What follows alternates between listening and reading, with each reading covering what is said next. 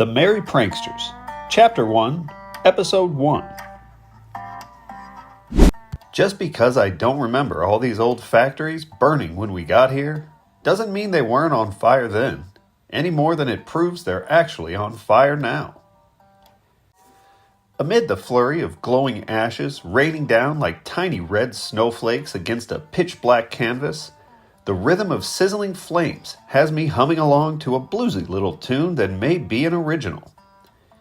Scanning the parking lot for any trace of Hank and my Cadillac, I try to come up with some lyrics, but the echo of Warren's insufferable cherry pie continues to haunt me from the strip club, and I'm struggling to find an edgy word that rhymes with Holocaust. Dragging my leather sandals along the dusty gravel, I kick a 40 of St. Ides out of the way, then watch as a black snake wiggles its way free from the mouth of the bottle like shedding skin before slithering off into the velvet fog. After taking a hit off the macho mug I just stole from Cheeks, I set it down on the gravel and pull my hair back to light a cigarette.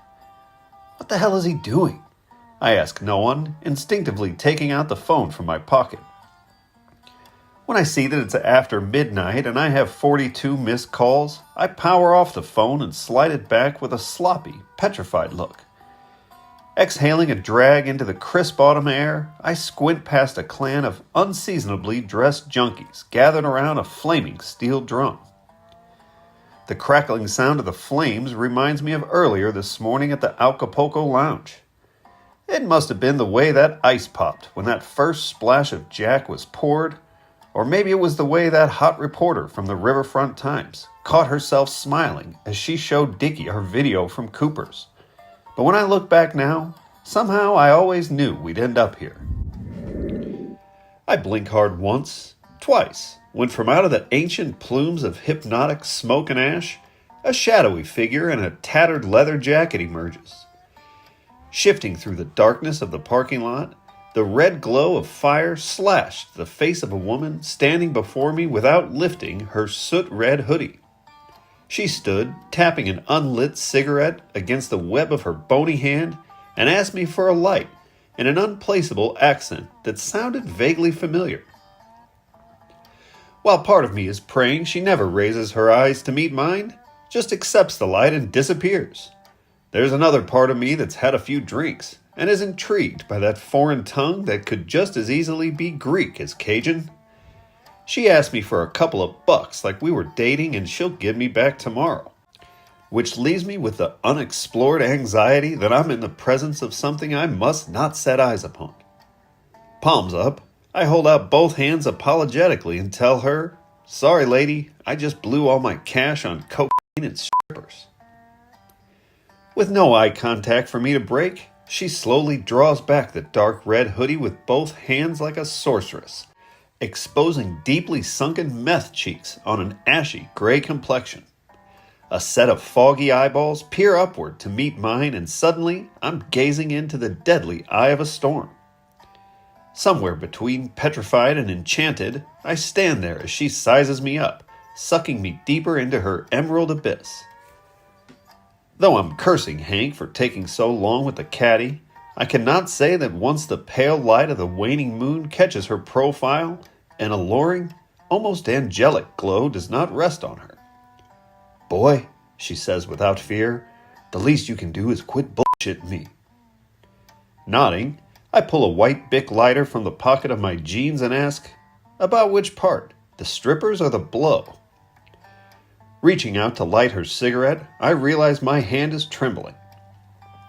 She takes a long drag, and as I watch a stream of green smoke seep from her pale blue lips, she answers both. She asks me, not from a place of curiosity, but from a golden throne of judgment, what a cute white boy like me is doing out here in the middle of the night, and I'm detecting a hint of an accusation somewhere in her tone. I let a dull laugh drift off into an awkward pause, but she does not turn to walk away any more than she accepts my silence as an answer. Forced to break the stalemate, I panic, and suddenly I find myself struggling to defend myself and the choices we, as a band, have made. admitting that though this is not the first time our drummer has forced us to have an early night over a misunderstanding about a lap dance, we don't mean any harm, and for some reason, I need her to believe me. A cascade of sweat begins to beat on my forehead, and my fist clenches tightly when she seems to know we're the band from that video going around. It's then I realize I've already given her too much of what she's always wanted. I take an aggressive pull from my macho mug, hoping a draft beer buzz will dampen some of these flaming visuals, but sadly, more booze only seems to add fuel to the inferno. I realize this is no ordinary hallucination, as anxiety turns to a blood-thickening dread after what I first mistook for a loose lock of her coarse hair, blowing in the wind, turns out to be a scaly piece of flesh scabbing from her decaying face. Desperate for a way out of this, I'm stammering something about Hank pulling up with a caddy any minute now. Defiantly shifting her weight from one hip to another, the phantom gypsy shoots me a sideways glance and says, like she's heard it all before. Her voice hardens to a whisper. Boy, you listen to me. She starts to speak in riddles.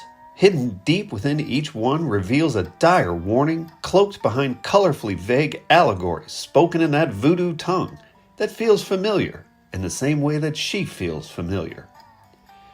Narrowing her eyes, she shifts her gaze right, then left, and inhales a deep breath before leaning in close to whisper, You got that eye, boy, but now you gotta learn to see before that dragon eats you up. I feel myself retreating, sweat pouring down my brow. I'm searching desperately for a lost Xanax and the courage to say something clever like, Yeah, well, it's a Cadillac, so you know how drummers are, right? When suddenly a pair of high beams and the muffled sound of Pantera causes me to snap my head over my shoulder. Breathing a sigh of relief, I manage to fish the Tic Tac case from my pocket carrying a single white Percocet and a thin wad of singles. I reach out to hand her the cash, imploring her not to spend it all on food, but when I turn around, the phantom gypsy has vanished into the royal haze. The Yokohama tires on the lack kick up a massive dirt cloud before skidding to a stop right before my feet. I cover the top of my macho mug with my left hand and let the storm of malignant air blow past. As the dust settles, I pocket the wad of cash and chase the pill down with a fountain of draft beer. The feeling of the oval tablet tumbling down my throat is enough to pacify the roaring flames down to a manageable smolder. With all 8 cylinders idling before me, I flick away my cigarette before curiously squinting at a speck of mud on the silver hood ornament. I pause, take the hem of my denim button down and wipe it clean before stepping around to the passenger side to pull on the handle. It's locked.